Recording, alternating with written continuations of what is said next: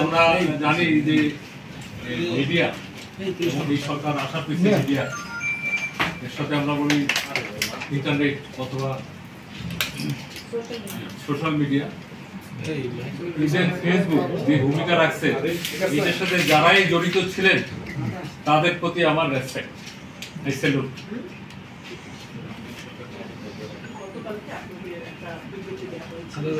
Sir সামনে সামনে কথা বলেন। বলেন একজন বলেন। আমি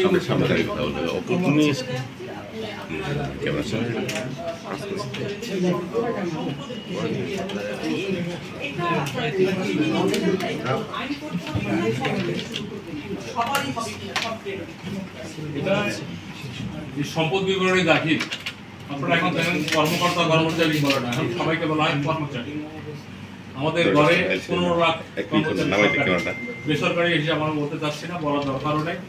এদের আগে আমরা মনে করতাম শুধু কর্মকর্তাদের দিতে হবে যারা ট্যাক্স পেয়েবল, কিন্তু দেখা গেছে চতুর্থ শ্রেণীর কর্মচারী অথবা আমরা কি বলবো 100 কোটি টাকা অথবা 9 কোটি টাকা এখন তো পাওয়া যাচ্ছে। এই জন্য এটাকে মডার্ন আপডেটেড হয়েছে যাতে সম্পদ বিবরণী দাখিল করতে পারে এই কাজটা শুরু করেছি। এটার মূল মেসেজটা গতকাল দেওয়া হয়েছে।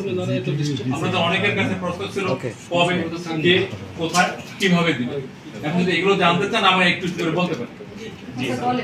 আচ্ছা, প্রথমত হলো এই কাজটা যেহেতু আমরা দুর্নীতি বলতে দুদক বুঝি, গতকাল আমার এখানে দুদকের সেক্রেটারি সাহেব আসছিলেন, আমার কাছে বিট করে এটা আমরা একটা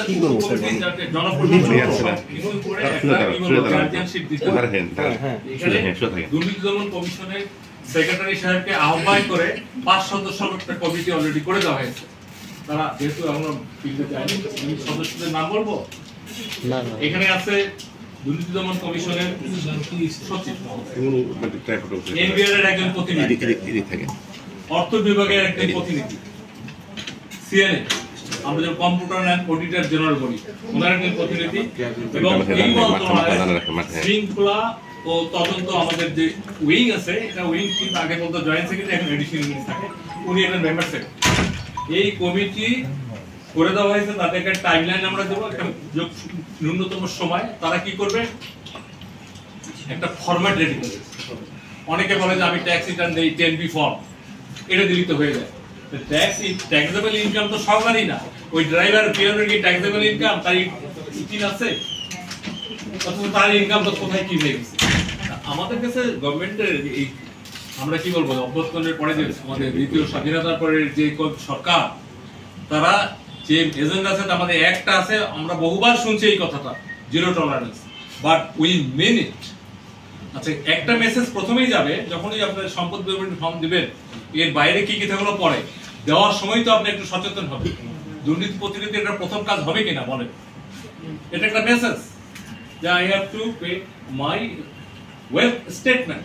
শুধু ব্যাংক অ্যাকাউন্ট না, এর সাথে কোথায় কি আছে, জমি জমা সঞ্চয়পত্র, মানে আমি যদি সম্পদের বিবরণ দেই, এই কমিটিটা যখন হবে, টিওআর হবে, কবে কোথায় কে কিভাবে জমা দেবে, তখন আমরা ওই তালিকাও দিয়ে দেবো সম্পদের মধ্যে কি কি। দুদকে যে সম্পদ বিবরণী আছে ওখানে দেখবেন আপনার অস্ত্র যদি থাকে ওটা ওখানে লিখতে হয়, অন্যান্য বিষয় গেলামই না।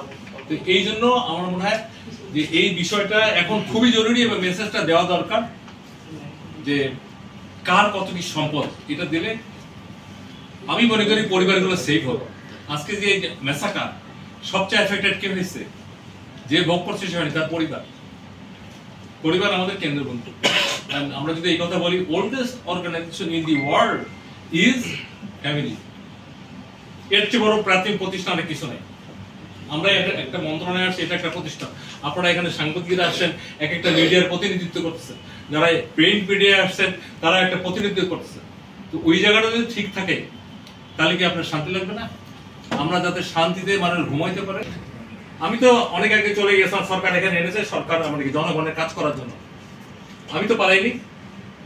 আমার ব্যাচমেটরা যারা মাননীয় সংসদ সদস্য হয়েছে রিটায়ার করার পর, তারাও পাইছে। সংসদ সদস্য হয়েছে আমার ব্যাচমেট কয়েকজন, টিকিটেড এমপি। আপনাদের কাছে আমি জানি না what's the message, I am talking very hard and reality, যেটা আমরা দেখছি। দ্বিমত থাকতে পারে, কিন্তু this is the reality. Sir একটা জিনিস জানতে চাই, 2023 সালের আয়কর আইন অনুযায়ী সমস্ত কর্মচারী, আপনি বললেন 15 লাখ হলো কর্মচারী। কর্মচারী বলতে একদম যদি সিনিয়র সচিব ঢোকেন অথবা ক্যাবিনেট সেক্রেটারি মনে করেন, মুখ্য সচিবের থেকে একটা পিয়ন, চৌকিদার, ড্রাইভার। স্যার সকল কর্মচারী যারা, তাদের সবার এখন আয়কর রিটার্ন জমা দেওয়া বাধ্যতামূলক।